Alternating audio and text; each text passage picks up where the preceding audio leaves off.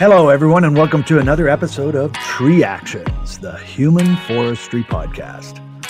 With me, as always, is my trusty counterpart, Tony Trusselt. Morning, Tony. Good morning, everyone. And coming to us from the great state of Georgia, Mr. Odis Sisk. Welcome to the show, Odis. Thanks, guys. It's great to be on here. Where exactly? I know you're in Georgia, but that's a pretty broad stroke. Can you give us a little closer to where you're at? Yeah, I live in the Northeast Georgia mountain area in Gainesville, so we're right at the foothills of the Appalachian mountain chain. So this is the transition points, the close to the last of the climbable rocks in the Appalachian chain. And we also have a gigantic lake. So if you've seen any of my social media stuff, that's why I'm very fortunate. We have a little bit of everything. We're very close to the Chattahoochee National Forest. And so there's gigantic national forest land and huge lake, and also some good rock climbing here.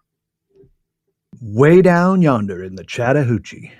Absolutely. That's us. It gets hotter than a hoochie coochie. All right. The Chattahoochee River that's so famous starts in the county near here. So I travel past it all the time. And it's really interesting. It's a very small little tributary that eventually, as it goes down south, they utilize it for huge lakes, and it becomes, multiple reservoirs. But it really is nothing spectacular. And I grew up as a young child going to the Chattahoochee River on the summer on the weekly. We literally learned to swim there. And I would see my uncle, who was a tree climber, would climb this gigantic oak and climb way out on it, this huge branch, and tie a rope on there. And he would just climb with his tree climbing spikes, and then he would tie the rope on and then just jump into the river and then swim back. And I went there a billion years later, and evidently like 40 college kids got on that branch and like ripped the whole side of the tree out from this gigantic thing. But it had been in my family. It was on a junkyard property, and it had been in my family for literally 80 or 90 years. The entire family would go to this place every summer and just hang out. Wow. So, well, that's a perfect segue into our first question, Odis, and you might have already got close to it. But your first memory, if you would share with us, please, your first memory of where you felt a connection to a tree or trees that you recall. Well, I'm multi-generation tree worker, and we've had a long chain of bad experiences and decisions, is what I always say. Is like we just keep on going. My dad always says, "Aren't you glad that you did all those things I showed you?" I was like, "We could have been lawyers or anything, but tree work it is." But as a young person, that's all we did. My family had logging yards. My dad was a logger on a huge logging crew. And I remember some of my fondest memories as pretending to be sick with my other cousins. And there would be three of us in a timberjack skidder going around the log yards. And so as a young kid, I loved the dirtiness, and I could run a Barco loader, and I could use the D-limbers. And I remember the first green timberjack skidders, and they're just like the fondest memories. And as a kid, I was like a laborer, and I would go out there, and I could not literally carry a bale of hay, and they would bust it up. And every summer, during the summer, I would have to put out hay on all the landing zones. And it was the grossest, itching. There's no water anywhere. And I would ride in the semi truck with the driver for 8 hours to South Carolina, and then unload hay all day long. And I would get paid like $5 an hour. I was totally killing it. So I don't fully understand the hay. Was it loading hay, or? Yeah, you'd have to reseed. So like where you had all the equipment for months and months and months, it was just destroyed. And you would have to go back out and reseed that entire area. So they would seed, and then I would have to go out there and manually put the hay out. There was no blowers or anything. This was like the 1980s. I was still in elementary school through some of this time. And I remember always going to hang out with my dad at the log yards, and my dad coming home just, his teeth were black even from the summer, just fully from head to toe from the dust out there. Yeah, we would always drive and there was always some shenanigans. Someone flipped this over. Oh, the skidder brakes went out, then rolled down a hill today. So there was always some kind of story going on. And always from entire childhood, my dad became a utility guy. There would be just groups of dudes hanging out at the house, and they never left for years and years and years and years. It was like a quinceanera at the house. And my dad employed entire groups of families. It would be the cousin and the brother and the nephew. And I just grew up with these guys and worked with them. And whenever I got out of high school and started the tree world, I worked with the same guys that my dad had known for 15 years, all doing tree work. So Wow. it was way different. A quinceanera? Yeah, it's like a birthday party for the Spanish people. It's always like a big shenanigans. Oh, You have okay. food, and yeah, we live in the South. Like our county was the first county Yeah, I in know. I hadn't Georgia to heard have that one. Spanish voting ballots. So there's the tree population down here are Spanish people, a lot of them. So I just grew up Okay. I was the sole white guy on a Spanish crew for almost 3 years. And they taught me everything, and we hung out for years and years. I took them camping, and they would take me to where they played trumpet, and it's still that way. I still work with full Spanish crews and mentor them. It's just how the area is. Atlanta is extremely diverse. Yeah. So are you saying actual Spanish or like Mexico or Yeah, Spain? they're from all over. Yeah, so most of Okay. these are But they're from speaking Honduras, Spanish. El Salvador, Yeah. Okay. Guatemala, Mexico. You could have an entire company that's got 50% of a group from El Salvador and a 50% group from Mexico could all be at one company. And Yeah. that's how it's been that way my entire career from the very first days back when I started utility clearance. And yeah, it's amazing. So down here in Georgia, the Georgia Arborists Association and like Axel, who's one of the Nats guys and has his own company, Georgia Yep. is a phenomenal and has an phenomenal arboriculture instruction and training opportunities for the Spanish speakers. The Georgia Arborists Association kills it. They're doing something every week. Axel's here all the time. There's several companies that have worked with visa programs. Rusty Lee from the Georgia Arborists Association, that was a president, worked with a bunch of visa programs to help get persons into the United States legally to do tree care and to help them get residency and housing and the full works. So how did you from logging utility? You said your dad was that utility arboriculture? Or what did it transition into? Also like Yeah, commercial or my dad went from the logging world into the utility clearance world, which is, okay. That was a tough world whenever he started. It was mostly climbing, and you had 55-foot bucket trucks. Some of the very first skidder with buckets were coming out, and he worked for a company that was producing gigantic cutting implements called the Kindle Cutter at the time. There's still a company that's WA Kindle, still around, quite a large, reputable line clearance company. And then so he was doing that kind of world. And so as a young person, I got to see the very first giraffes come out that were mechanical aerial trimmers. He would train individuals, and during the summers I would go with him to different states and just sit on the bank and watch him train persons how to use tractors and all kinds of implements. And from out of high school, I did some pipe welding for a little bit and then became a utility guy. So I was a hand cut, and the hand cutting was the most awful experience. I worked with the guys, and we worked in the mountains, and we would get out of a truck, and one person would take the truck and drive to another area around a bunch of bends, and that's where you needed to get before lunch. That was the sort of the scheme. And you would cut from one side of the right of way to the other, anything that you could cut down that would hit the power lines, 3 inches, 4 inches. And this is there, you're crawling on your hands and knees and just cutting. And it was 2 years of that at least. And then I saw my cousins were climbing trees, and they no longer were the hand cutting guy. And I was like, if that guy can climb trees, I can climb trees. I know it. I am way better shape than him. And that started the entire thing, is going like, I hate this. And just grinding brush every day and grinding it. I weigh 113 pounds still. And that's the weight I graduated high school at. And I'm not built for heavy lifting or running fast. And that's both of those is sort of what it felt like all day long, is heavy lifting and running. So yeah, then I left that utility world hear it. And right to I needed insurance was the problem. I had a child on the way, and it was a non-insured health insurance kind of world. And I went and I drove almost an hour to get to work. I left my supervisor's position and everything. I had hundreds of employees when I left utility clearance. I wasn't just a Joe Blow.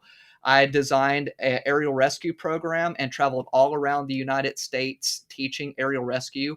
I did my very first aerial rescue with the information that I created. There was no internet. Like I was able to get a few books, and then from those books, I was like, I guess this is how it goes down. We got a rescue dummy, and I almost killed myself. And that's why whenever I started doing competitions, I had never lost aerial rescue. I've got a whole trophy room of aerial rescue trophies because of just learning of going, this thing weighs 185 pounds. I got to get it out of the truck every time to the tree and all those things. But whenever I left the utility world, I was a supervisor. I left from that thinking I was the most awesome guy on the planet that could climb anything on the planet. And I just barely could throw a throw line. And went to that utility world, and I was so humbled. It was the most humbling experience. I met some of these European tree climbers. I'm going to put his name out there. Brendan Gill, one of the most amazing trained European. He owns a phenomenal tree company in Atlanta. He's super active in the industry. I saw this guy climb. He's like 6'3". He climbed like an angel without tree climbing spikes. And I was like, I ain't got it. I don't have this at all. And I was just so humbled. And I went home, and he wasn't on my crew. So I was doing this whole other thing, but I saw this guy climb, and I was like, that guy's like, he's the best in the world. He's got to be the best in the world. And he goes to the world championships. I'm sure you've worked with him at these competitions. So then now I took that information and went home and was in the yard trying to footlock, and it's like, it's got to be a joke. There's just no way. 6 months later on One Georgia, I took it that serious. I put a footlocking rope in my garage and learned how to footlock, and then was pulling weights. And I was like asking these guys that I still respect to this day. And this has been 25 years almost. I still respect these guys, and still just, they're incredible. They never quit learning, still can climb like butterflies. That's the thing. It's like when you see these guys that were climbing back in the 90s, they never got worse. The equipment got better. They got better. They can still climb. They all look great. It's just incredible. But that's how I transitioned into this weird old, residential training climbing world. And then I met the Scott Prophets and all of them from that. Right. So, and that, so you did, you competed, would you say the competition, or what role did that play in your development? Oh, it was everything. I think anybody that's going to be anybody in the tree climbing world should go to at least help, observe, or participate in tree climbing competitions. And it has nothing to do. And I honestly hated competing. I hate it. I never would look at the scoreboard. I get super ridiculously nervous. I love winning. That's always great. But I hate competing. But it's the mentality of the other competitors, and everybody is sharing their equipment. And it's the real competitions are occurring way outside the ring. And it's like, hey, I know these things, and it's everybody showing their newest, craziest gadgets. And that is the funnest part of it. And then because 99% of the time you're going to lose the competitions. There's going to be one winner. So I've got as many losses, and well more losses than I do have wins. And some of the losses, or all the losses, the thing is, in the tree climbing world, it's all you. And Dwayne, you're a wrestler. Tony, you probably were, like a lot of us that were wrestlers, we love that. It's me. I did it to myself. So the next time you try to get better and you think you got it, and then you get 3 throw lines hung up and you just time out on the ground. So I've had those, Yeah. and like it just be like, I don't know what happened. I knew if I could get in the tree, multiple competitions, I just stood on the ground and I just time me out, guys. I don't know. I'm not going to be able to throw a monkey's fist 80 feet into this tulip poplar. I just can't do it. Just time me out. But I always would get the my favorite part of the competitions would always get the Spirit of the Competition award. They would always give me the newbies, and I felt a little bit. I became very quickly from I won Georgia every year that I competed as the Georgia competitor, so 6 times in a row, and I was also a Nats guy, and I was traveling and I was working with you guys, so it was a bit of a different competitive advantage. I felt a lot of these guys would show up, and it was their they were getting ready the day of. I was never stopping. I've trained every day. I was always in front of a crowd, and just the way that the trainers always teach you is that your harshest critics really should be yourself. But then secondly, your harshest critic always a group of tree workers. Like they should know what you know, or you would expect that. So they're going to get you. And then just working with all the rope manufacturers and doing all the research allowed me to become a published writer. So I helped Brian Kane and the Ed Carpenter and that group, and we did all kinds of weird things that I would have never gotten to do if I wouldn't have gone to the competition. The competition is a resume that allowed me to get spotted by the training companies. And then I went to work with Scott because I'd already won Georgia 3 times at that point in time. Yeah. And so the back of how it was your earn the right was very important because nobody had ever seen anything. There was no internet. If you couldn't show them, they didn't believe you. I went to Salt Lake City and did a demonstration. You guys remember how it was? We would do demonstrations on a motor hoist. I got burnt to the gill in Albuquerque, New Mexico, doing a presentation on a motor hoist in the sun. It was horrible. But I went to Salt Lake City and did a class, and like at lunch, like we'd get into the climbing part, and this guy come up to me and he goes, "You should just start out the whole day climbing. Start in the very beginning." He goes, "That would have changed everything." So I was like, okay, it makes a huge difference because like at that time, there was no YouTube that you saw, oh, people can do this and do that. But once they saw that you can do all these things, the light bulb would go, if that guy can do it, I can do it too. And like my wife was a tree worker. My sister was a tree worker. I work with lady tree workers all over the place. So this wasn't one of the things that it was just big burly persons doing it. I weigh 113 pounds. Look at this person. They're the same. We're all doing it. And it became just a really interesting experience of being able to be in front of hundreds and hundreds of people a year, to traveling. I ended up working with Dreyer and traveling to Germany, and that was a crazy experience. I was like one of the most controversial people on the planet for a minute because I was climbing and took the first rope wrenches over there to Germany. And it was nutty. The insurance people showed up, and like Hubert from ART showed up. It was nuts. But they also, like Dreyer was trend setting. And now I look and everybody on the planet's climbing that way. And he goes, well, imagine that. Imagine that. So was it the wrench, or was it single rope that was the controversy, or was it the device? No, it was just that someone was, the insurance had to, it was protocols, and it was going to take 50 years, and we don't do that in America. No, this dude Kevin, he made it in his basement. No, it's like we know everybody knows Kevin Bingham.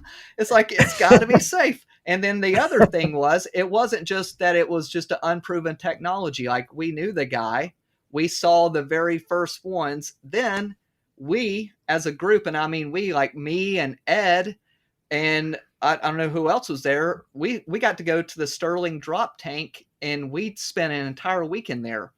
We did all kinds of testing on this thing. So we weren't just rando persons showing up.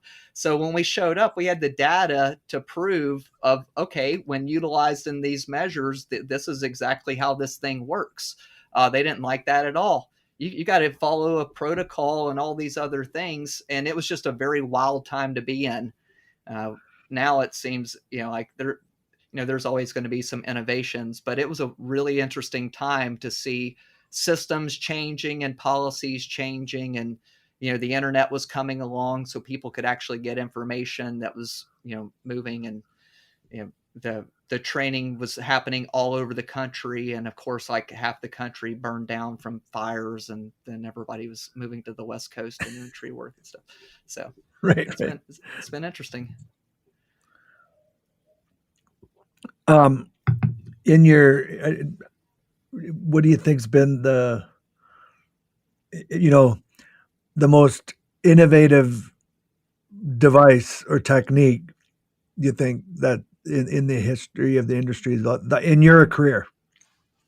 I think the most innovative piece of equipment ever was the original, just the rope wrench, the original one. And I actually saw that. Tony Trestle was the guy. I showed up. He picked me up from the airport, and he goes, "Hey, there's a gigantic tree throw house, and we're going to come over here, and we're going to take this thing off." And I was like, "All right, so I guess we're there is right to work, it is, Mr. Trestle." So we pull up, and there's everybody's favorite cowboy, Derek Martin, who's like one of the most innovative guys on the planet, climbing single rope. And it had just come on from the F8 revolver, and he's like, "I got it from Kevin, man. It's the most awesome thing on the planet." And so I learned single rope seriously with Tony and with Derek Martin. And of course, Derek's phenomenal. He gave me the whole tutorial, and it changed everything for me. Yeah, like I still to this day, and I climb often. I work for a couple of companies to make sure I'm covered under workers' comp. So I'm an employee still with a couple of companies. I still can climb at a tip top in international competitor level and it changed everything. I think it has some disadvantages, but I think at this point in time of seeing, how the industry sort of finally got its head around the different concepts of it, it was a game changer. I did a ergonomics presentation. I had Axel down here, and I used Axel, and I'd watched Lord of the Rings and saw how they did Gollum. So I did Axel with dots all over him. And we did every single movement and did comparisons, and I presented it at TCIA, and it was called Arborist Ergonomic Misconceptions. And what we had found was a lot of things that we thought were extremely horrible on your body. Foot locking looks great, really bad on you. Everything that turns your body into a cocoon and that you have to have an explosive movement is really bad from you. And then when you look all the way back to the Pageant and Smith on rope, yeah, they knew that. Every other industry was climbing vertically forever. We tried to climb vertically. I remember every single kit that we had the frog and the Texas and all those chest plates and all that stuff. We were going out there, and we were some of the very first, persons advocating for the use of these single rope systems. They were just a problem for the work positioning part of it. And then of working with Bruce Smith down in Florida, and like he and I were always working on of like, okay, let's see if we can get this wild country friend to work into this other thing. That's where the monkey tail came from. And that was a single rope work positioning system on spars, because I was doing every single day removals forever. The pocket wedge was from doing removals. So all these weird things wasn't because that we just wanted a new piece of gear, is because there's a bunch of people that all you're doing is carrying 36 pounds of chainsaw in the tree. It's just like half your body weight for all day long trying to do this work. And like if we were still doing those systems the way that we did in 1999, there would be a lot more fatalities. There would be a lot more injuries, and we already have a horrible high turnover rate. Like I teach high school, and I taught the other day for almost 20 years now. I teach high school work safety and also what is arboriculture. And I teach this. These are the things you can do. I never tell persons, it's like you honestly have to lie a little bit, because you would go, guys and gals, this is going to be the greatest experience of your life. Have you ever been stung in the face by bees? Have you ever had poison ivy in your nether regions? Have you ever had chiggers? So you always go like, oh, it's great, it's exciting. But to get to that point of it's great and it's exciting, that's sometimes years of horrible things happening to you. Like Yeah. it's just awful. Like I see Yeah. people show up. When I did utility clearance, we would have people. This was before cell phones. Really, they'd be like, "I need you to take me to the store," and you're like, "It's 10 o'clock, or what's wrong? I'm calling my girlfriend to come and get me. I ain't doing this all day." And you're like, "I've been doing this. I'm a kid."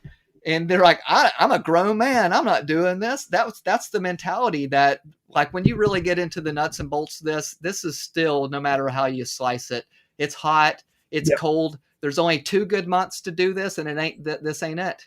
You missed it. Yeah. Yeah. The road to heaven is through the blackberry bushes, no matter how you cut it. And yeah, it's that's one thing that has remained the same over the years and all the change that has occurred in my career, but is what you're just talking about. And anybody that lasts a year, they actually like it. Like, and they like whatever we like about it. Like, there's those of us that, because it isn't always fun. It is extremely hard. It is painful. It is grueling. It's also very rewarding, but you got it all. Like, you just do. And if you can't take it or hack it or don't like it, you're not going to stick in it. But those of us that do, that's something we all share. And maybe that's part of what creates this tribal atmosphere, especially that you find at the comp, right? Like, it's quite fascinating. As you were talking, Otis, I'm sitting here thinking, I never thought of this until today. I don't think that, I remember hearing about Manila rope, and I even saw some Manila. They were still around in the shops and stuff, but it had, like, I started climbing in the late 80s, mid 80s, right? Late 88, I think it was 87. So, like, I didn't, there was already some new stuff, but it was taut line hitch for sure. I wasn't even a taut line. It was a version of a taut line. Like, I was around when the Blake hitch came and was controversial and weird. I watched, the new saddles from Arbormaster and the Buckingham stuff. And that was all like really new, like that was like, wow. And now here we are. That's like old. That's as old as what Manila was when I started, right? Like we're in a whole nother era that here I'm part of an era that's going to be historical. That I actually did that. I actually did footlock into the tree. I know how to make a footlock prusik, and I know what THAD stands for. And I know how to get up there that way. Like, that's something that's becoming obsolete in a lot of ways. Like, it just isn't done, and you're absolutely right. It wasn't ergonomic. It was brutal on the body. It caused a lot of pain, but it was faster than humping, right? Mm-hmm. It's quite fascinating, but I agree. SRS, which was genesised by the wrench, I think has probably got to stand out as, the most latest, greatest innovation, because even, you look at all the innovations that have come after it, they're all built on the single rope concept, and that all started with the wrench. And it's funny, you're speaking of doing the same thing over and over, where the monkey tail came from. It's funny how we come up with efficiencies out of necessity. There was a storm went through, and we were contracted by the city to cut the broken stuff out. That was big, and that was it. So we would go into boulevards, parks, cemeteries, anything big that was hanging, that was broken, you go up, cut it, and get down and do the next one. And so I was footlocking, and 2 prusiks. Well, I put 1 prusik on each rope, because that way they were shared. I figured I didn't have, and then I could go up, and I had a tether to it. So then I could bring them down short to me when I wanted to work, but I didn't have to retie in. I could automatically go to a moving rope, or I could pull them both at the same time and not, overload my prusik. And or my climbing hitch, in this case, was a prusik, but it was a version of SRS in a way. But I only did it, for a week there, doing it that way. And I remember thinking, this is kind of cool, but it was quickly, refuted as unsafe, and the load factors and all this stuff. But it's interesting how evolution has occurred and things change, and it's been fascinating to watch, and to be on the side here, to be like, man, I'm actually part of an era that is basically obsolete. I never thought it would be. I mean, Tony, you. I think you're in the same reason. And Otis, in a way, you weren't that far behind it. You would have seen all that stuff too. You've gone through the whole thing as well. But I'm curious about the tree in the house that you guys did together that day, Tony. Just we got a story. You both were there. What's your take on that day? I remember it, but I don't remember the job. I don't remember the specifics. It was I remember the a incident. crane was a coming, so we had to get. It was like a gigantic. It was like a horribly huge oak had like crushed all the way through the house, and the crane was coming. So like Derek had already gotten in this big tree in the back, and yeah, it was. There's some gigantic trees in Pennsylvania. I could not believe it when I went up there. I was like, holy cow. Like everywhere you go, there's just big trees. That's the other reason. So I was very successful with my tree company. I started my own tree care company. I grew 100% per year every year. It was unsustainable. And we had grown to a point where we had won the best of Hall County, but we wanted to stay small. And we saw the writing on the wall. I did a big analysis. I did a landscape analysis of an annual calendar of what I could do in every part of the green industry. Only 2 lines of that, or really 3, are tree care. One of them being removal, 2 of them being like an early season and late season pruning. The rest of it had some form of landscape maintenance nomenclature or plant health care, which would fall under the same category. So in 2018, I sold my tree company to a big conglomerate, that's the next big evolution of the industry, is the big have eaten the small through venture capitalist purchasing. And as a small company, the workers' compensation rates were so unaffordable. I went 8.5 years and never had an insurance claim at all, and had a state mandated rate of 58% in workers' compensation. It was unsustainable. I could never get above that. But if I would have gained more and more employees, you can get a rate down 15 to 20%. Even if you've had horrible catastrophes, you can get a tolerable rate. So I saw the writing on the wall, and I've helped now 13 different parties from Arkansas, Kentucky, all over start companies, and every state is a little different. I saw the writing on the wall here in Georgia of how building was occurring. And I started, when I left from the other company, a consulting company and a landscape maintenance company. The landscape maintenance company for me, in my transition of going from Mr. Production person to more of a knowledge-based party and spending 5 years of doing agriculture research and soil research, was I needed to be able to legally do business consulting and training and all the other aspects and legal work, but also be able to do on the other side the care of all those clients I had for all those other years. So a landscape maintenance company allows you to be able to grow indefinitely at a very low workers' comp rate, but to be able to take care of trees 30 foot and shorter or ornamental trees, do all the plant health care, which I've got licensing for. But then the real conundrum is, how do you deal with the real trees? The strategic alliance that a lot of persons don't get, that makes them unviable as a company and not grow to a point that they should, is they don't do the real services that they should, which are the bushes and the other smaller plants, and they let some person that's not qualified do that. But if you did that and then just worked as a independent employee for a different company, like I work for a tree care company as a legitimate paid employee, I get a paycheck. But if I do tree sales on a property, I then independently through my company can charge them a commission, which they can write off. Or if I go and work on that job, which I hope not to do, but I still do for my clients, I can climb because I'm covered under workers' compensation. I act as an employee representative while I'm there. So they get the top quality climber that they want, but they also have got track lifts and grapple trucks and all the other things that I didn't want to spend millions of dollars working with.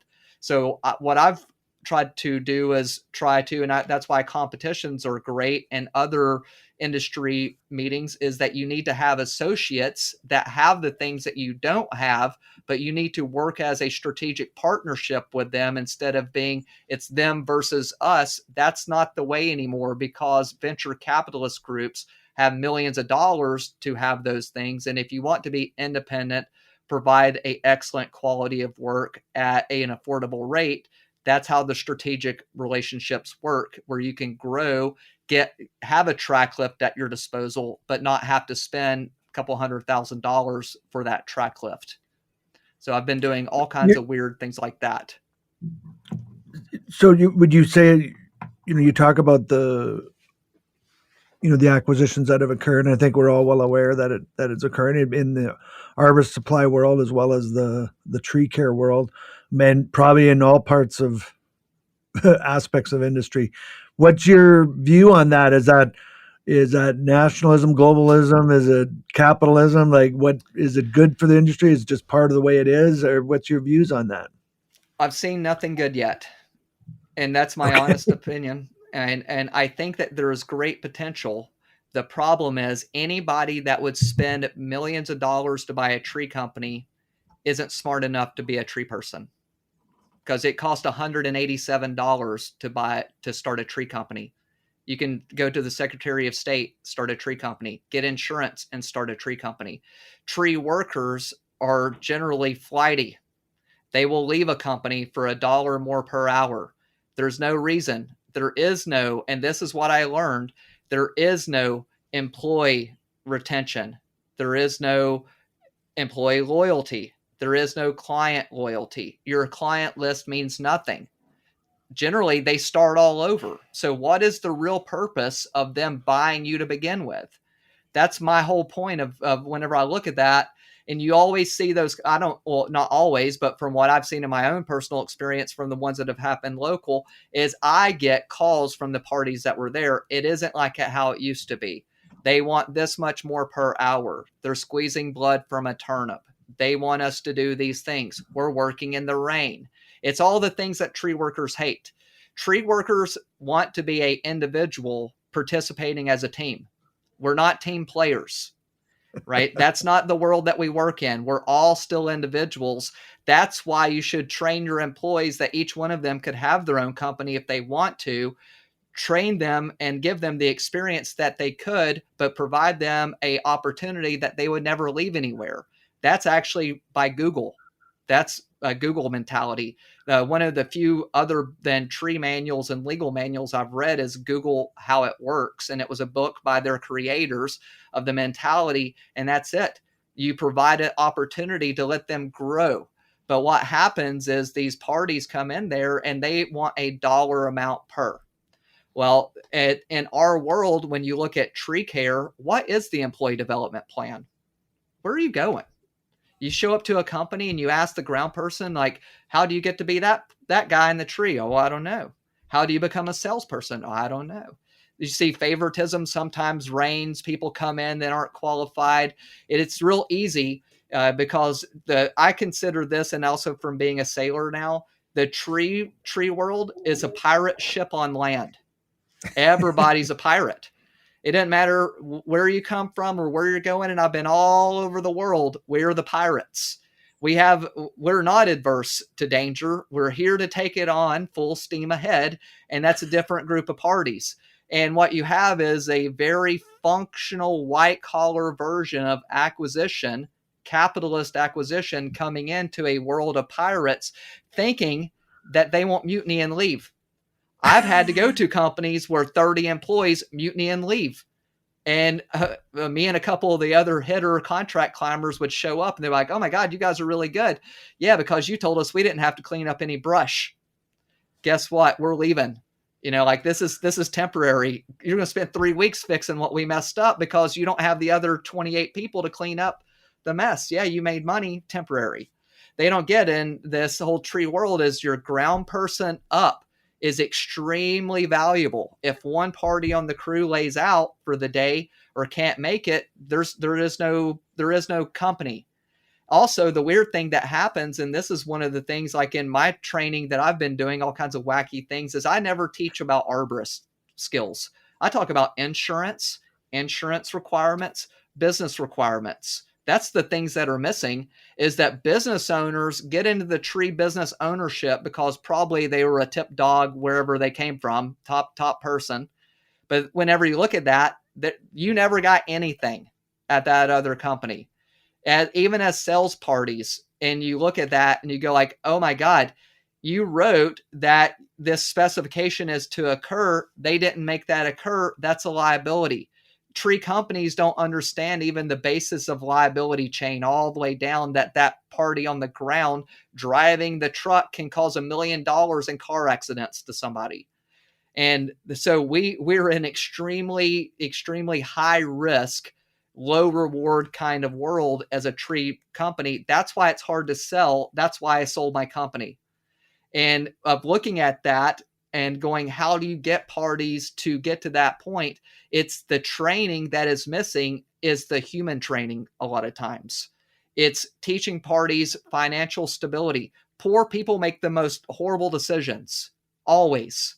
If tree workers never get any training, we don't know, there is no retirement for us.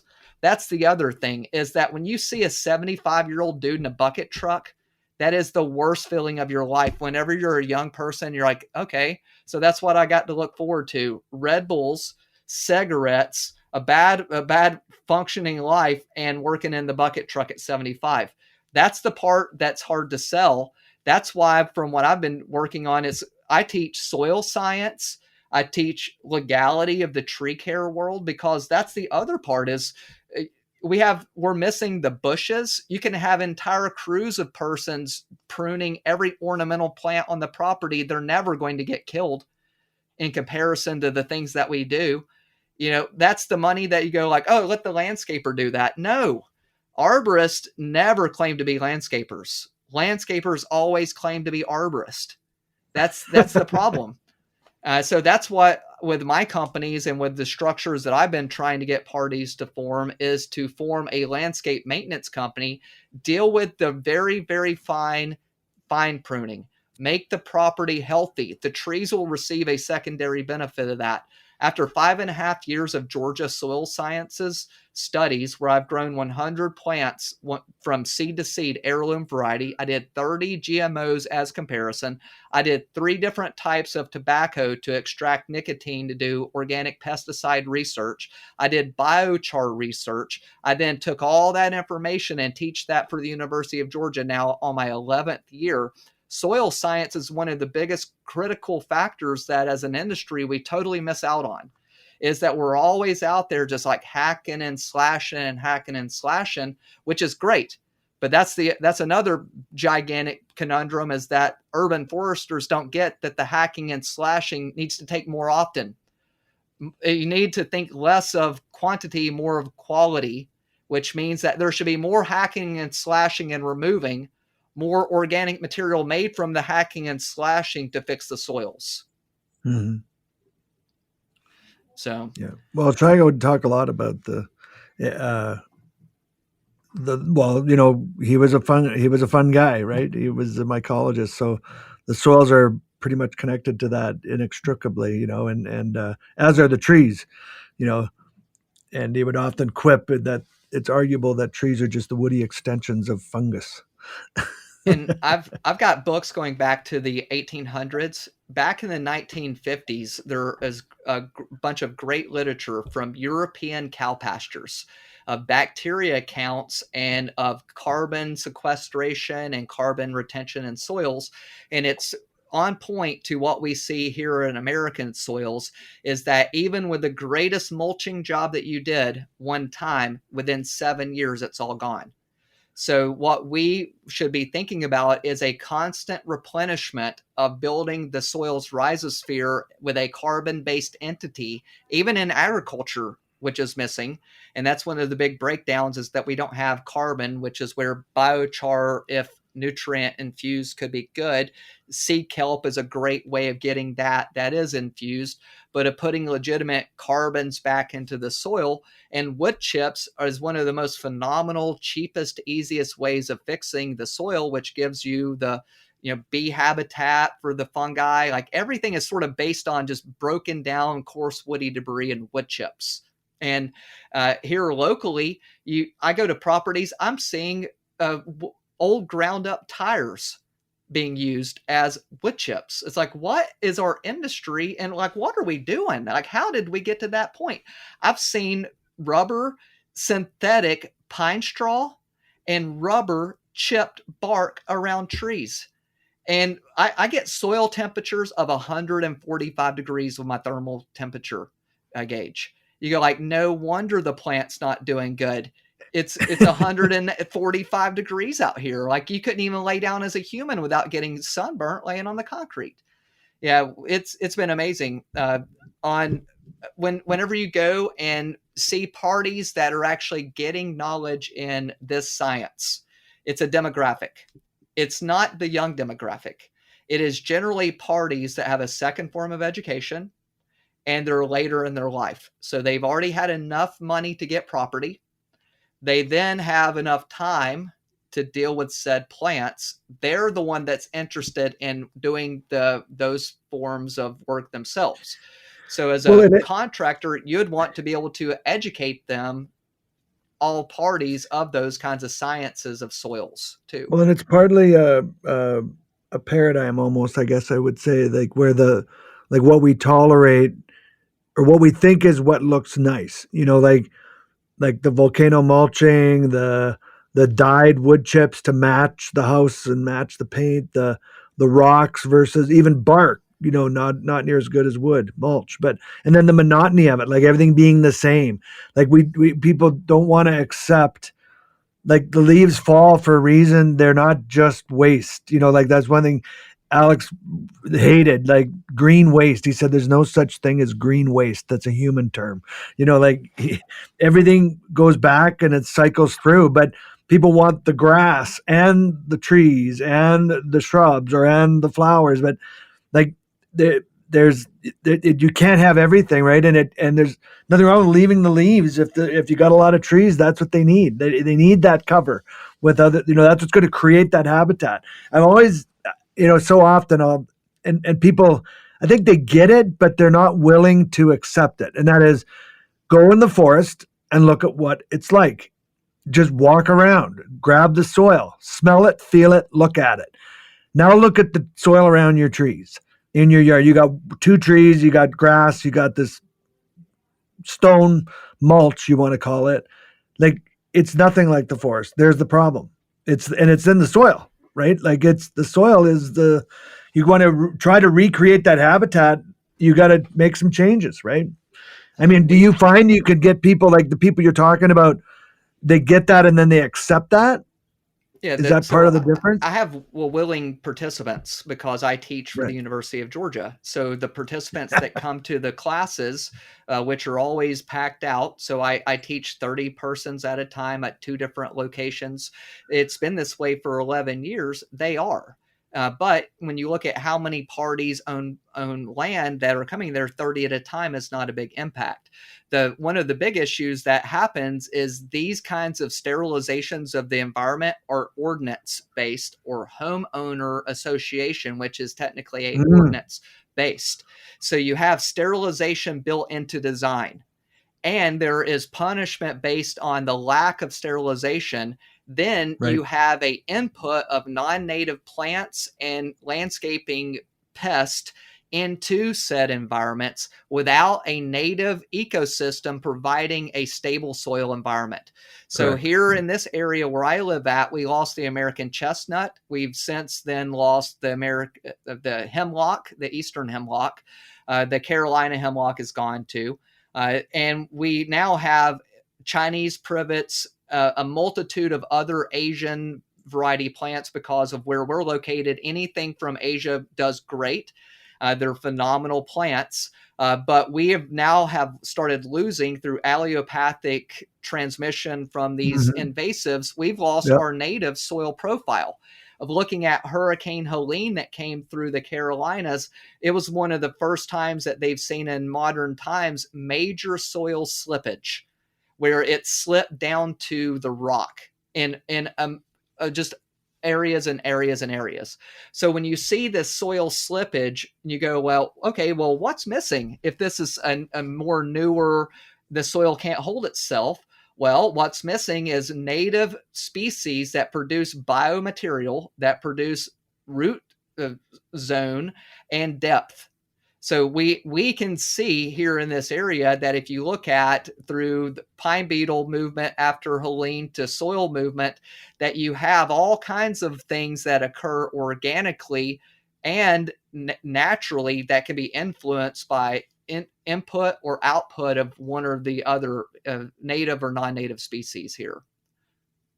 And of teaching this, what we try to talk about is for most of these parties, you only have control over your one little square. Our Georgia law says that you have property rights from ground to sky, which means in your little human terrarium that you created, all you can do is for you. And if you want to, there's a magnitude of options that you could go organic. You can move more to native. You can plant everything that you want to, in most cases, in the backyards without any kind of type of penalties. The big question comes to how do you resolve the ideals that where corporations or entities such as the government even can control what goes on said private property, where we as industry professionals know that that's wrong. So over the past year and a half, that's what I've been working on is the constitutional matters. And that's why I've done the American Bar Association, did the Harvard Pre-Law Law Zero program, is because the questions that I'm now asking are to the government of how can you impose said restrictions, penalties, fees, exactions on private property based on trees. How can you then state that this is to be done on private property at said owner's expense, leaving them with liability where you have none for public benefit? So is there a public benefit? Because that would be a very subjective kind of terminology, where what we see as industry professionals is our voice of reason and hundreds of years of knowledge. Like our knowledge goes to the Greeks. That's the level of knowledge that we have in trees. That's where rooting hormones come from, of willow water. It's at that level. We also here in America have trees as far as what you can do to them and not do to them, going back to 1772 in the pine tree riots of New Hampshire, where a tree ordinance based on using white pines for ship mast started the entire country of America. So we should know, and as the persons who became the ignition source of our revolution knows, is we have property rights. Trees do have value to us, but also as property rights, and with the Bill of Property Rights called the Bundle of Sticks, you can exclude from your property and you can also destroy your own property. So that's the part of what a lot of these government entities have over the past, really since 1990, have been acting little bits of overreach with our language because it's easy to get them into the court system. What I have found is a tree law case that goes into a district court will always lose. And this is not an exaggeration. The city of Atlanta, over this past 6 months, not one single appeal has been granted to private property owners based on tree ordinance appeals. That is that you removed your own trees, you got penalized. And in some cases, like on one of my clients, $69,000 on a less than a half-acre lot that he was putting a house on for his own trees. So then you have parties that are unable to get appeal.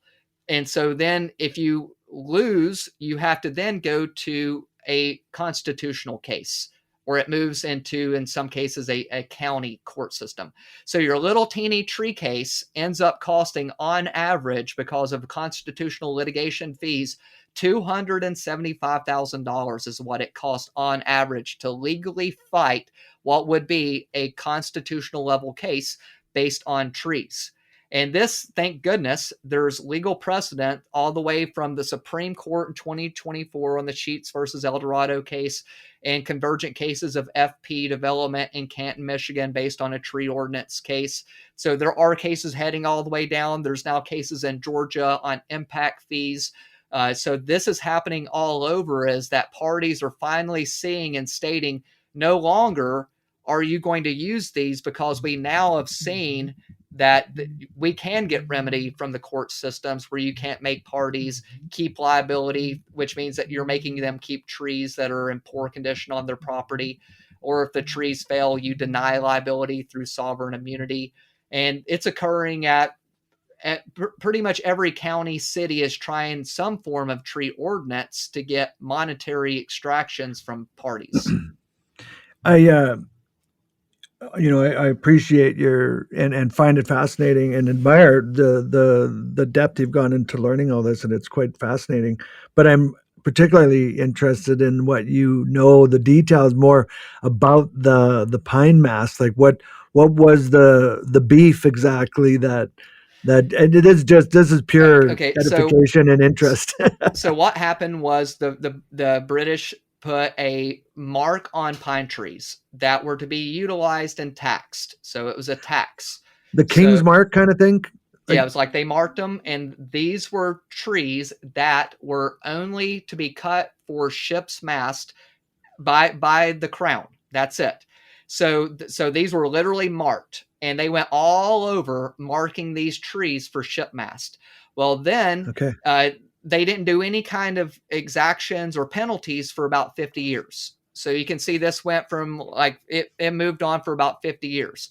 Well, then they came in around 1771, and it started where they said, well, we're now going to start doing penalties because they found some of those trees at a sawmill. And there's a bunch of good videos on this one. It's a really killer. It was a riot. They caused havoc. So they then said, well, we found the marks. We're then going to penalize, and they arrested several of the parties, the cutters, the mill persons. Well, while the tax persons were there, the citizens go like, okay, well, you can stay in the local pub, which was generally like where the rooms and board would be. Well, they locked them in there. They captured them. They beat the tar out of them. They evidently like mutilated the horses, shaved the horses, put them back on there, kicked them out. Well, then they came back a while later and then rounded up several of the people. Well, then they're going to do the King's court against the parties. Well, the citizens found them not guilty. So, and they had to pay one of the parties had to pay 20 shillings, which was nothing. Evidently, they brutalized these tax assessors. And that's what started. And it was the 1772 Pine Tree Riot. And then in 1773, the Tea Party occurred. And then 1776, the revolution started. So they consider it the very first, and the New Hampshire flag had a pine tree on it. And the very first flag of defiance is a white cross with a little teeny pine tree in the corner of it. And that was considered the first. If you had that, you're one of we're not going to bow down to the crown anymore because we have rights. And yeah, so it's not just that this has occurred here. These are laws that whenever you look up takings laws, which is what a taking would be, is that you are telling someone else what they can do on their own property. Sometimes it means that you're taking money. Sometimes it can even be that you didn't tell them that they couldn't use the land, but you place regulatory factions on it, which a lot of times ordinances become regulatory takings, where they go in certain circumstances, you have to keep 75% of your property with canopy over it. Well, what does that mean? Is I then can only build a certain platform. I have to then put a different house. I see chain emails where municipal arborists are telling developers, turn the house. As a municipal arborist, there's no qualification anywhere that would allow you to tell a developer, just turn the house. When you tell someone to turn the house, that causes fees. It could cost $50,000 to tell an architect, okay, now we now have to turn the house on the property to save set trees. So every state already, and this is not an exaggeration, every state has tree laws going back to the 1800s. These tree laws can be everything from property division. Every state is a little different, to who gets harmed. They've got precedents going with them. So these municipal home rule ideas, where these municipalities are going oh, we see a way over here that we can get a little bit more money to move out of these person's coffers to our own. So that's these takings of moving one to the next. They use some slippery language, and the language that gets used is called recompense. You may have heard that. It's we need recompense for these trees. Well, they're using a Webster's dictionary version, which is like you and I had a conversation and we were both willing participants, which is how fair market value is also determined. If you don't have two willing parties, it's called fair value. So in this scenario, you'd go like, we don't have two contributing parties that are of equal mind, so we're not going to say that this is going to be a fair market value thing here. So then they go, well, we're going to take this money from your property because you can't meet this development standard, and we're going to move it over here to our own public property. You go like, well, wait a second here. I thought recompense, by definition, is to make the harmed party whole. Well, the harmed party would be the person who owned the tree, wouldn't they? Well, yeah, that's this party who has the land and the title and the tree, but you're getting the money for it and moving it over here to your property as a city. Yeah, but they still have a tree that was damaged standing on their property. Yeah, and you don't see a problem with that. No, we want the money. Well, that's a big problem because the true harmed party still is harmed, and they didn't get recompense at all. But because you applied recompense, you removed their ability to actually use the court system to actually get penalties. So the cities are taking all this money. And here's the other weird thing. Here in the United States, carbon taxes aren't legal. You can't apply carbon taxes to people. They then use different computer programs, which are carbon taxes, and go, well, we want for you to put your information into, say, the iTree program, which is not authorized, I know, to tell us the value of the tree. And you go, well, the iTree program says that this tree is worth $200. They go, well, we want 5 times that amount for you to cut that tree down on your own property. Well, didn't you just apply a carbon tax to me as an individual for my own tree on my own property? No, but it's for the greater good. Well, that sounds exactly like a taking. So this is what I'm dealing with now, is going like, I don't think you understand what you're doing here. So what do you think is it just is this all in the name of money, or what is the whole, I mean, obviously the money's involved, but like, well, is it just a function of too many people in a small space, like Rat Park kind of concept, or what is this? Like, why does this stuff happen? Well, this is the thing, is I thought that this was a tree issue. It's so much bigger than a tree issue. That's what I found. And that's one of the things, if you look going back to the 1800s, rules and regulations have always been used to control population. In Atlanta, 38% of homes are owned by corporations. Said corporations who own said groups of homes also have said stake in the municipality's pension plans. So you look at this and you go, if I were a young person living in a city and I were going to get land and I bought land, could I then afford the hidden taxes based on the land to be able to ever develop it? It allows a group of parties, if you already have something, you can keep it. If you don't have it, you're not coming over here. It's a way of putting a moratorium on building. It allows corporations to gain more and more foothold while residential properties get less and less and less, because the penalties are well beyond what a normal person can pay.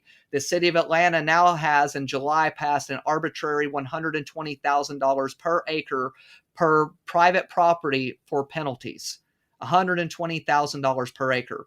If you ask a normal person, if you went to buy a piece of land, paid all the permits to get it built, paid an architect, it was rated for you to build, you thought you could build, you went in there, you then can't even put a house on there, would you think that you were manipulated into buying a piece of land that you then can't build on? Yes, 99% of the parties would go, yeah, I didn't realize that I couldn't build at all on this piece of property because they state that it has to have 75% of the trees remaining on site. I can't put the house on here. And if I do, they can then take the money. Well, then you go, well, where is the money at? What do they do with the money? Well, the sunshine laws of the state of Georgia allow you just to start delving into there. So I went through 280 pages, 8 different times of a major city's budget to look at the tree ordinance, tree fund money, and found a memo where they had been audited by the city themselves and they had spent all the money by overpaying themselves.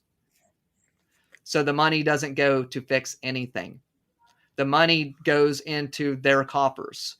The city has sovereign immunity. The city doesn't fix any of its own trees. The city doesn't. If a But tree the city, falls, and is the city owned by the people or the well, people of the city?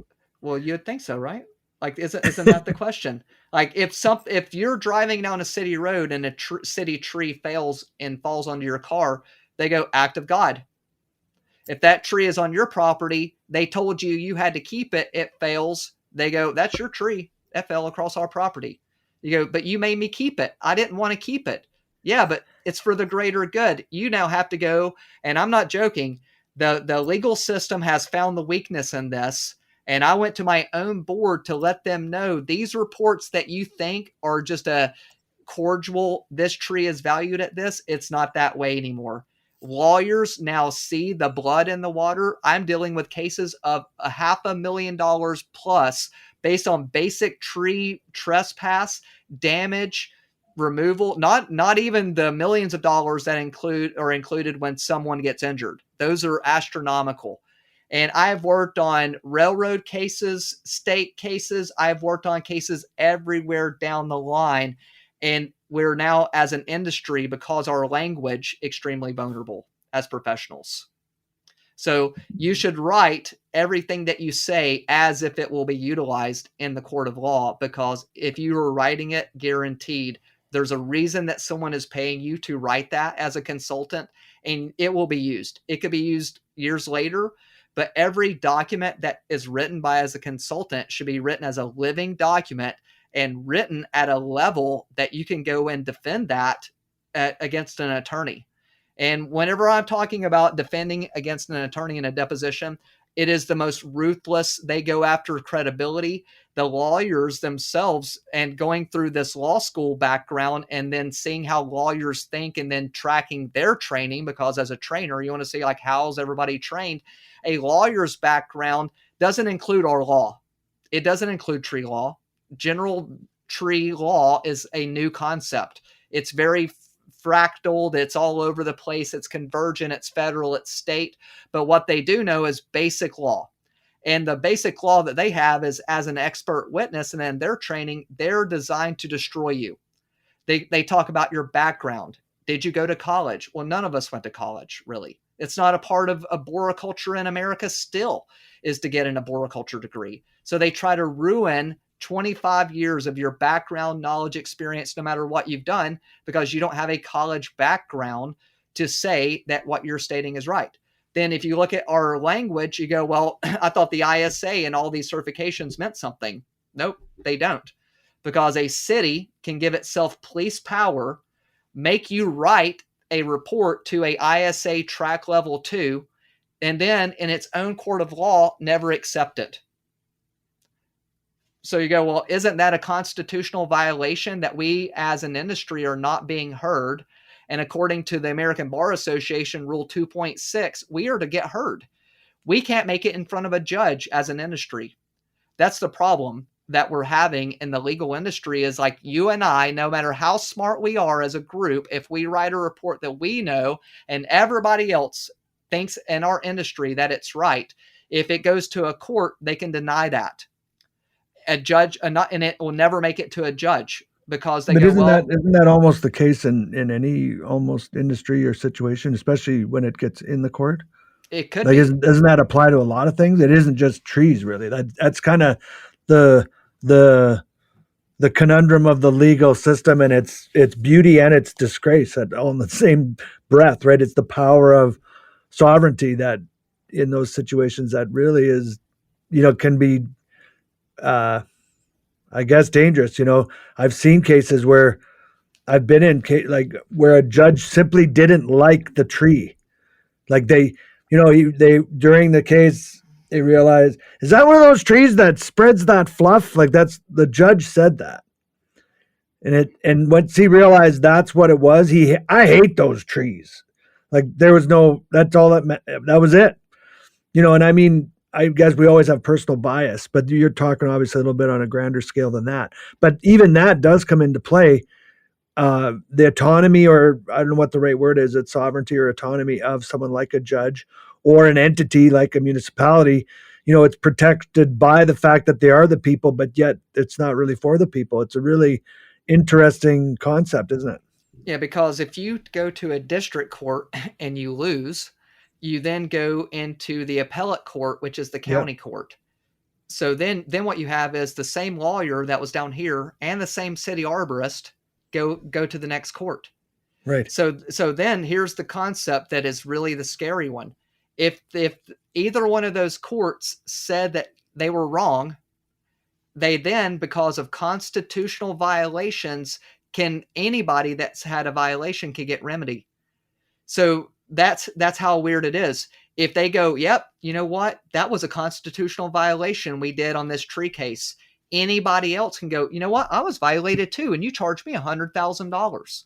And you charged him $100,000. And you charged him $100,000. And I've looked through these coffers. Some of these cities don't have the millions of dollars that the bankrupt situation that this tree law could put them in. But then when you look and you go like, all right, well, let's just go all the way back and see, like, really, where did this start? Like, what is the problem? This is the biggest problem I have found. They let tree people design law. When were we ever smart enough as a group to be lawyers? That's why we're doing tree work, right? That's what they tell us of going, oh, you're just manual labor.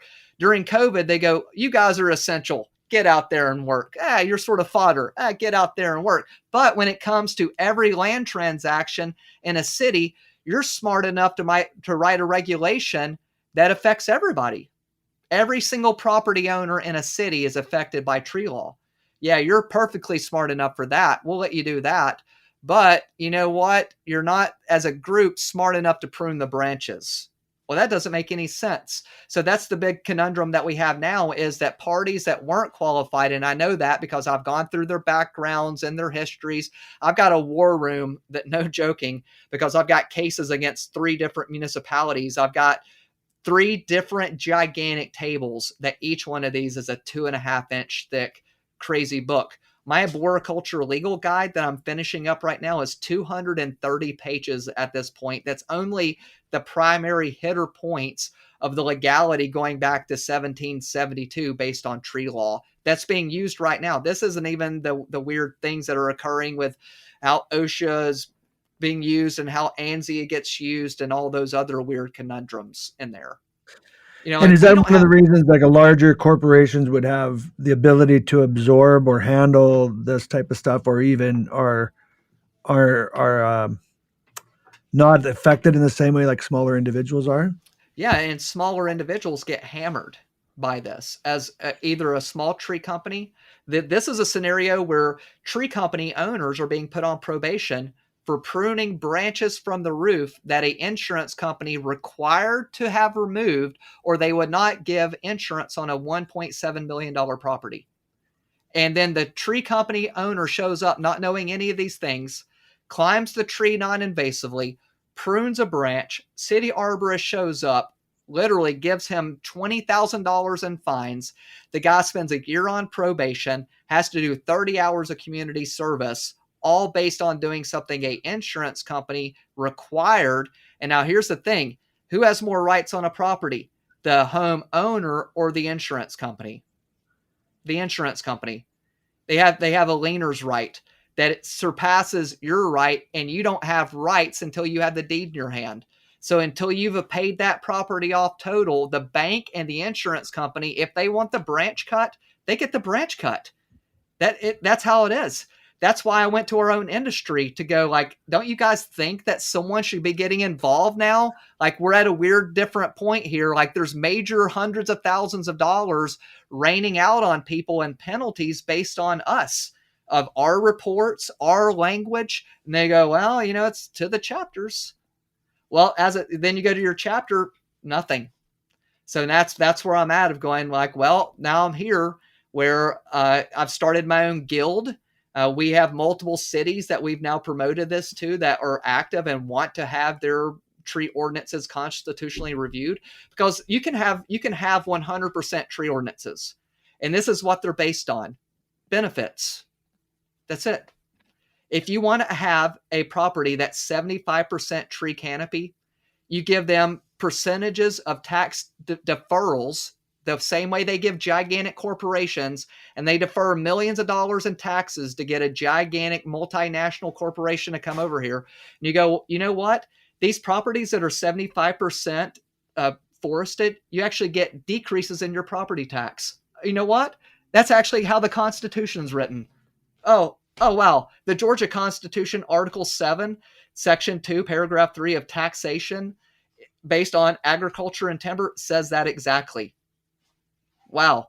Imagine that. How many people would plant more trees if you knew that you could get a decrease in your property tax? It's a way of benefits. Quit hitting people with a stick. The Constitution says that that's wrong, and you're now putting everybody at risk. So if the cities see this as a benefit and they go like, okay, well, this guy is coming here, honestly, as an arborist with his hand out, hat in it, going like, I'm here to help you. I love trees too. Quit hitting the people. Quit causing problems. It would do us all a lot better, because then I wouldn't have to spend literally until 2 a.m. every morning writing a book about how bad our language is being manipulated against us. So, well, Otis, it sounds all like you're getting a lot of good information. Interesting. And is it something that you intend to share with people at some point? If someone listening was saying, "Hey, how do I learn about this, or can I read this stuff?" Where are you at with that? So I'm putting you on the spot here. I'm putting you on the spot. So like the book so far is this thick. So, and that's single-sided for Tony's a book writer. He knows there's a lot more to go into this, because like the book goes from the Constitution to the federal rules of civil procedure, all the way through federal, convergent, state ordinances. So it's specifically based from all those conundrums to the state of Georgia. So if you are in the legal arboriculture field, I would love to chat with you, because it's one of those that this is occurring all over, but really it should be specific per state. And so okay. that's how you're just very Georgia based, obviously, and it would be state based, yeah.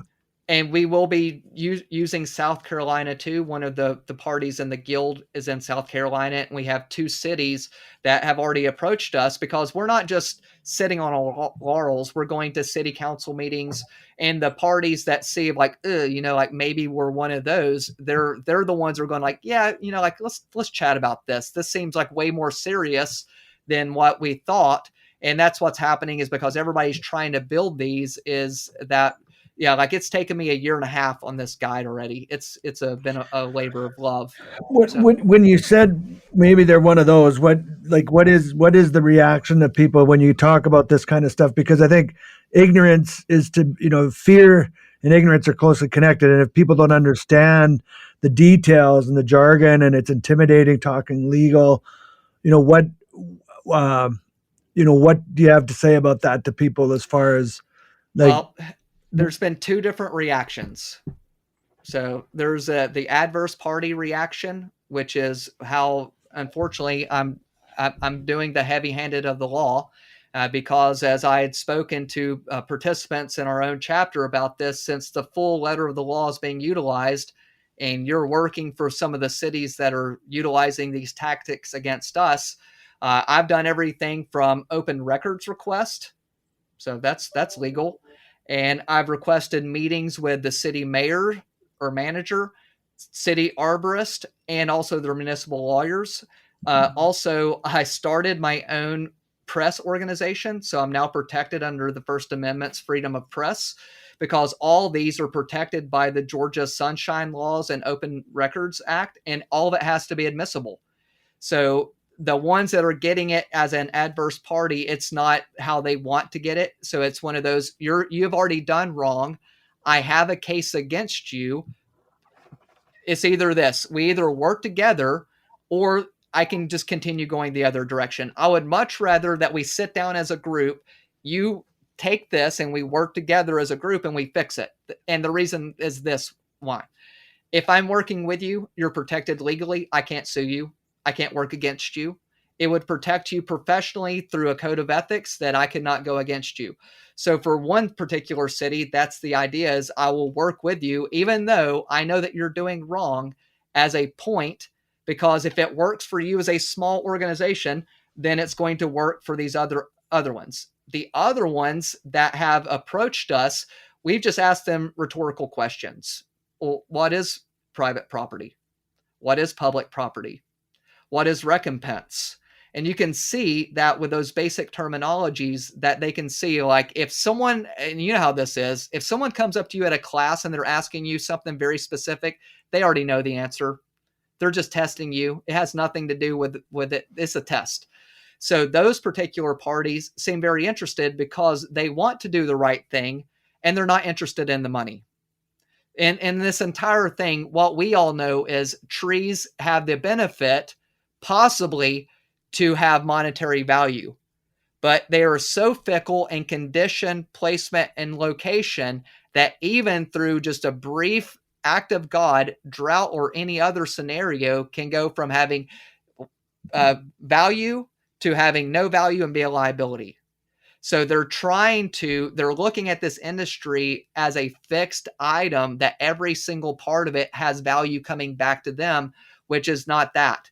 As a property owner, you have maintenance, you have a lot of other parts that if this is for public benefit, if I'm building the road out here for public benefit, I want to get the benefit of the tar, the machine I had to buy, and all the other things.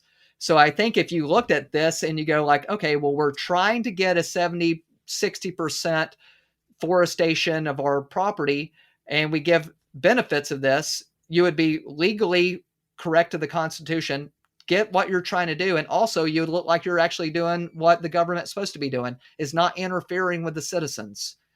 Like they're considering this whole Constitution and Bill of Rights is like, we're going to let you do these things. That's not it. That we already have these things. That's just telling you what you can't do to us. And they're seeing this whole thing wrong as that they're going to get benefits from us. You're already getting benefits from the tree owner. The tree owner already sequestering the carbon. The other thing is I looked through multiple gigantic studies to verify is the data that they're using correct. It's 100% wrong. In the city of Atlanta, for example, there's a 300-acre discrepancy is why they say that they can do all these horrible things to tree owners. They then are building the Beltline. The Beltline is a bicycle path that goes all the way around the city of Atlanta that they exclude from the same tree ordinance that is so mandatory. The bicycle path alone is 197 acres. So there's a 300-acre difference in 20 years that you have a CAPA rating of 25%, which means that of the persons doing the testing, within their own testing, they were 25% off. So if I went to a doctor and another doctor and another doctor and four of them, one of them was completely wrong, I would want a whole new group of doctors because something is wrong. That's how bad the data was. That then they then go, you know what? This is so bad. We need to get penalties on everybody.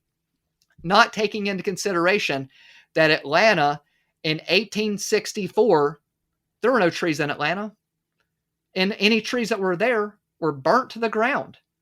Everything that they see in the city of Atlanta is all new. It's a modern manufactured landscape without the ideals of true forestry and arboriculture principles. Maybe all these trees that grew up were a succession forest. Maybe a lot of these things that grew up, even though they're big, may have gotten big because they're weeds. Oh, like water oaks. Right? So that's the whole thing is they don't get. They think that this is a city and in the forest, not getting to the point that this is all brand new. These trees, like a water oak that looks gigantic, is 50 years old. Like they only live 60, 70 years. And everything you see, if you go back and look at pre-Civil War photos of Atlanta, the roads were 30 foot wide and there's not a tree to be seen. When you look at Atlanta burnt to the ground, not a tree to be seen.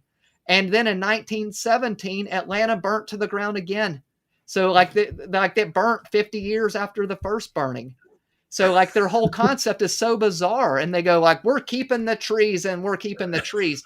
This is how weird it is. I looked up all the city council members that are a part of the tree commission at their own property. They don't have trees on their own property. So it's like this guy over here has to pay and keep trees. But I looked at your property and you don't have any trees on your own property. So that's the problem I have is like their litter box is full and they're over here looking at mine. It's like, don't look at my client's litter box, man. It's like your trees are failing on the road, hurting people. You got dead trees in every park. You got $1 billion off of penalties. So the city of Atlanta has got 1,000 firefighters. They've got 500 parks and recreation. It's like the numbers of like the staff is like so wacky. It's like you got 50, almost, it's like 1,300 firefighters. You got like 1,300 firefighters and almost half of equivalent of people working in the parks. You know, like there's 40,000 ambulance calls per year.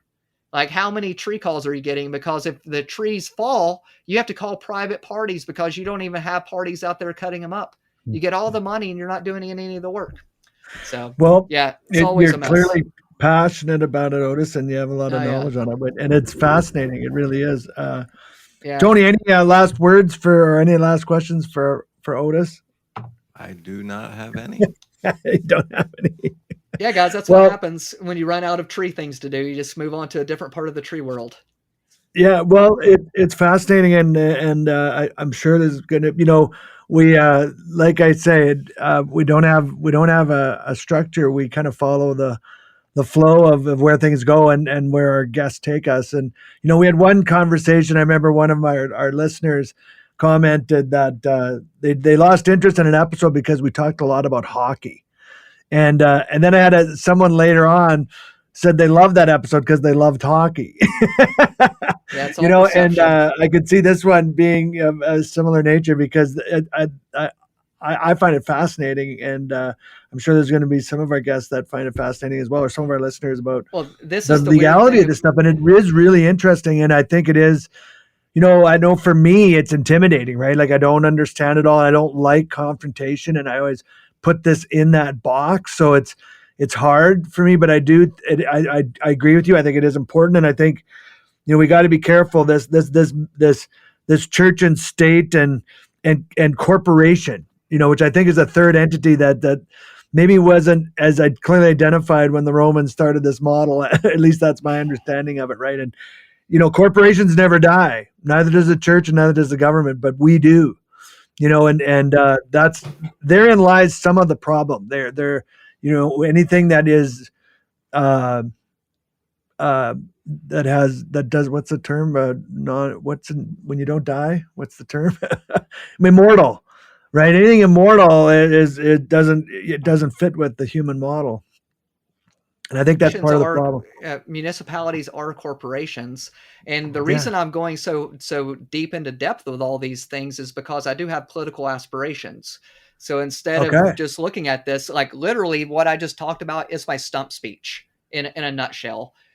Because when you look at the tree world, it is so complex that if you understand the minute and facets, the parts of this, you know the Constitution to tax law to property law to personal rights, the entire incumbent of how humans are affected and how you live.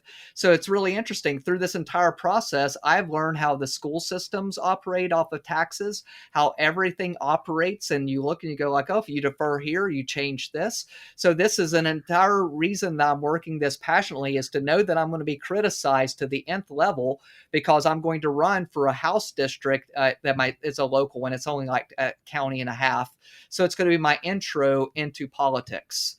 So I've already contacted multiple politicians. So I think it'd be a next interesting step with this. Yeah, well, I maybe, you know what, Tony, we might just have this episode in the archives where Governor Sisk was actually on our show. Well, I mean, there's been stranger candidates, and I have no doubt. And at this point in time, anybody can run for office, is what I know. And so, if anybody else can do it, I am way better than them. So, I climb trees for goodness sake. You can't get any more. If I were going to hire someone as a professional, I would hire a tree person. If I were going to hire a politician, definitely a tree person. They're not going to lie to you. They've never had an inside bathroom. There's no filter. There's no filter with these people. So. Well, thanks a lot, Otis, for taking. Yeah, thank you very much. You guys have a great show, and I look forward to hearing the next guest as well. Yeah, and I look forward to following you and seeing where things go. Stay in touch, and we always reserve the right for repeat guests. We've been saying that since the beginning. We haven't really run out of guests, but you just never know, and we'd love to have you back on. Yeah, I'm a constant on a local radio show, and the local media group, Jacobs Media, considers me a public asset. So I've been on a radio show for 6 years. I talk about everything from Teslas to the school system on there. It gets totally out of hand. So I will see you guys later. Thank you very much. Thank you.